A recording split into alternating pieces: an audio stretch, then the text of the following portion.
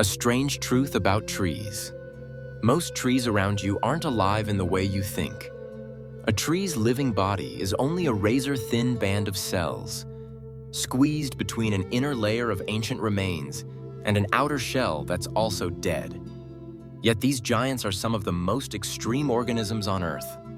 They build themselves out of thin air, dissolve rocks for minerals, and pull water with pressures so intense that no human machine could survive it. So, how does a tree actually work? To answer that, we need to travel far, far back. The first war for the sky. For more than 1 billion years, the ancestors of plants lived only in sunlit oceans. They were soft, thin organisms that absorbed water and light directly through their surfaces. But around 470 million years ago, plants attempted something radical. They moved onto land, a harsh, dry world nothing like the ocean. Once rooted to the ground, plants discovered an unexpected battleground, the vertical one. The taller a plant grew, the more sunlight it captured, and the more it shaded everything below. Height became a weapon, and evolution turned into an arms race. At first, plants were made mostly of cellulose, great for structure, terrible for strength. Their bodies simply couldn't get very tall. But over millions of years, some plants invented lignin, a tough, waterproof, nearly unbreakable molecule. Lignin acted like biological concrete, reinforcing their bodies and locking fibers into a strong framework. With lignin, plants could finally rise high. And eventually, some pushed this new material to the limit, creating something groundbreaking: wood.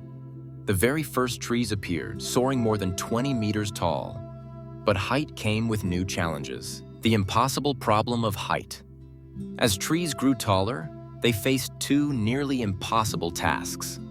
1. Move water upward from the ground to the leaves, sometimes tens of meters above. 2.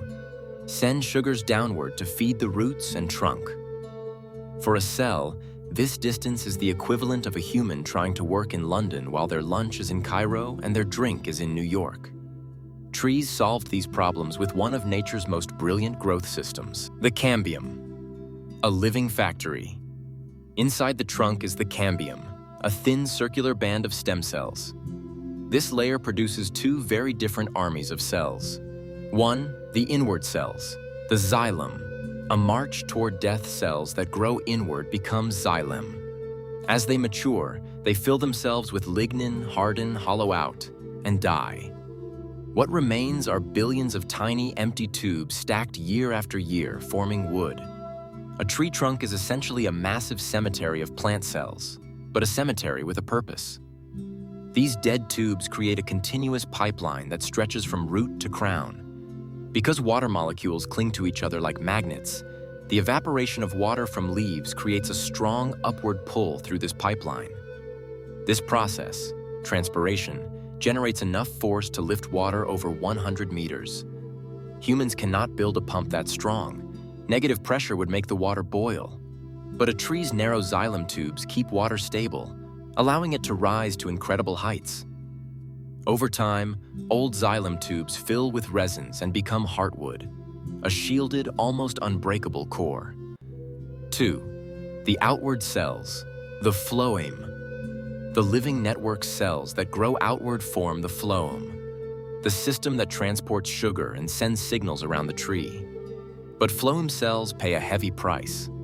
To become transport tubes, they destroy their own internal structures, even their nuclei. Only nearby companion cells keep them alive, feeding them energy and repairing them when needed. Together, these cells create a delicate living web that spreads through the trunk like a biological wiring system. A third group, parenchyma cells, store food, repair wounds, and produce chemicals to defend the tree from fungi and attackers. The bark, a sacrifice for survival. Outside the phloem, another layer of stem cells produces protective cells that mature and die, forming the bark. This outer shell acts like armor, shielding the tiny living cambium from insects, weather, and damage. This is why cutting into a tree's bark is far more harmful than it seems. You're injuring the only part of the tree that is truly alive, what a tree really is. A tree is mostly dead material, a thin ring of life, only millimeters thick, surrounded inside and outside by a mountain of dead cells, yet capable of living for thousands of years. Some trees alive today sprouted when the first pyramids were being built. Trees do not age the way animals do. If disease, drought, storms, or humans don't interfere, a tree could grow indefinitely. The victory of trees. Trees aren't a single biological group. They're a strategy, one of the most successful in the history of life.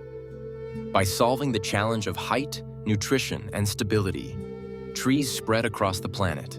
Today, 3 trillion of them stand across the Earth. And we've only explored half the story. The crown that builds the tree from sunlight, the roots that mine minerals using acids, and the underground networks that let trees communicate with fungi and each other. There is still so much more to uncover. A final message. Trees are incredible machines of life, but forests are disappearing faster than ever. Protecting them means protecting ecosystems, climates, and the future of living beings. The story of trees isn't just ancient history, it's our responsibility now.